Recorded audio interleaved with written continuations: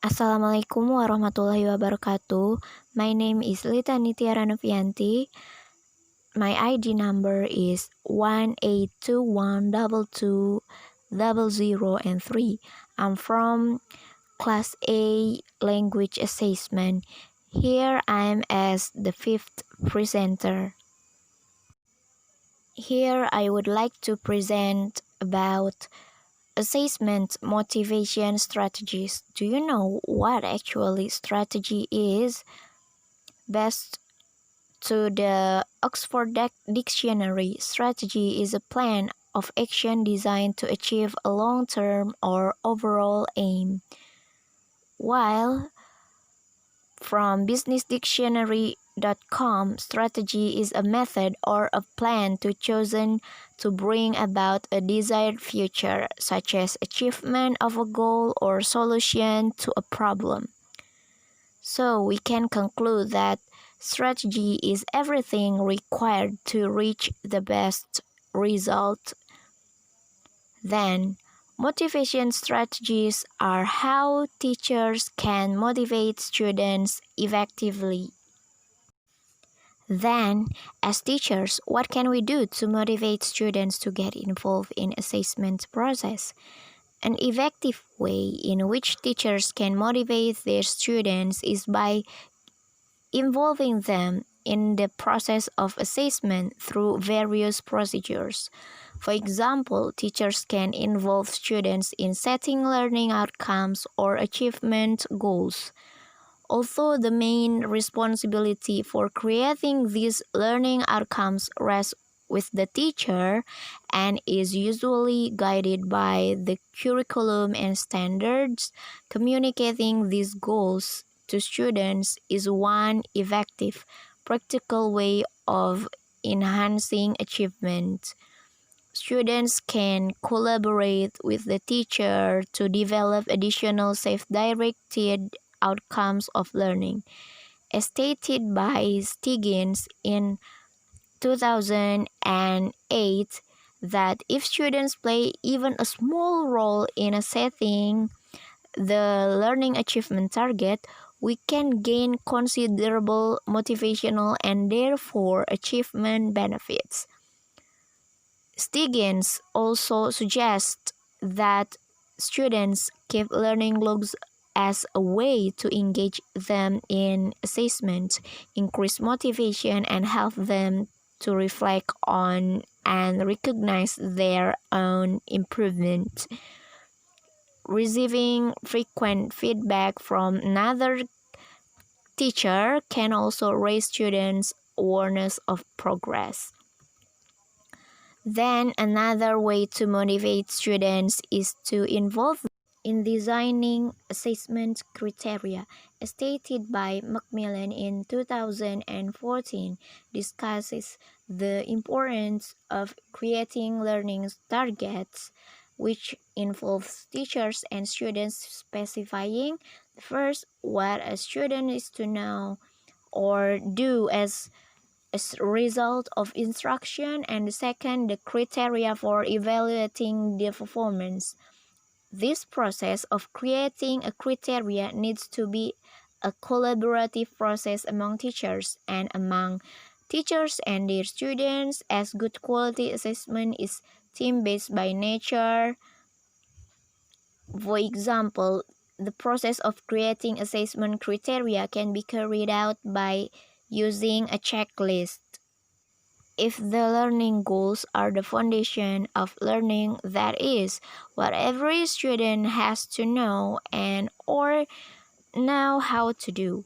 This process can also be carried out using an existing rating scale or a rubric which teachers can use to specify levels of achievement.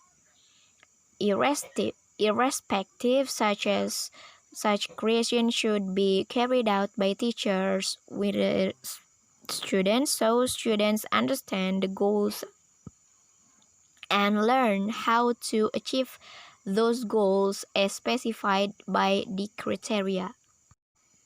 Teachers can then choose various assessment tools to use For example, those specified in chapters 3 and 4, knowing which tools to use in the classroom requires teachers to ask a number of questions. For example, first, which assessment tools provide the most useful feedback for my students? Second, which assessment tools are most likely to be motivating my students?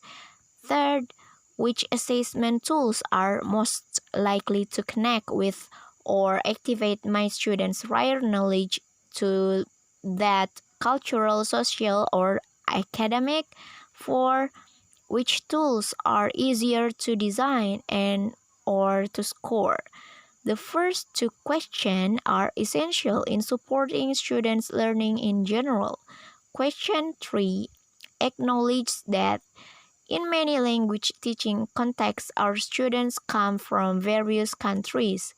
Question 4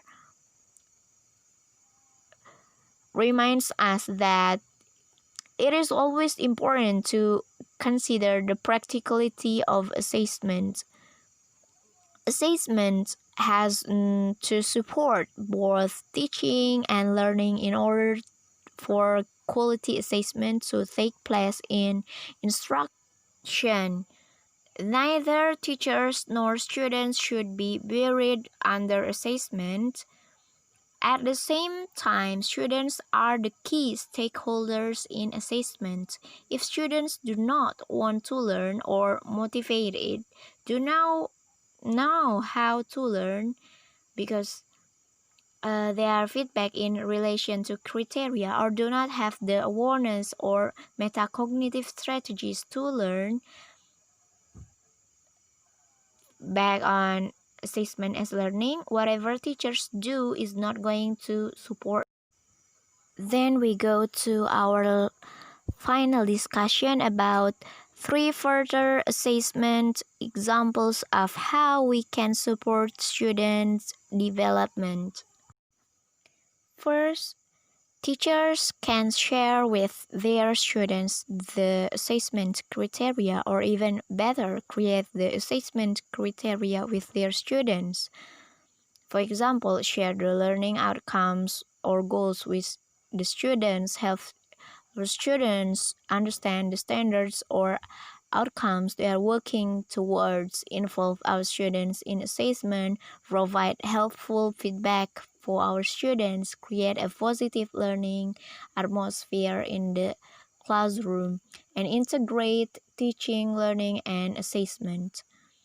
The second, teachers can use students' work as exemplars to illustrate level performance. This is the best achieved through collaboration as teachers work together to build a collection of student work over time. In addition, having teachers working together can ensure consistency of assessment. That is, teachers must reach agreement about what is good work. And the last, teacher can let their students take more responsibility for their own learning. That is the use of assessment as learning. Many of our students are far away from their families, so taking responsibility for their own learning is a big but essential first step towards being successful.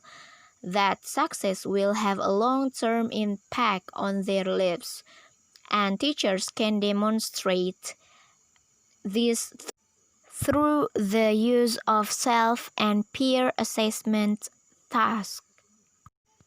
So that's the end of my presentation. Thank you very much. Wassalamualaikum warahmatullahi wabarakatuh.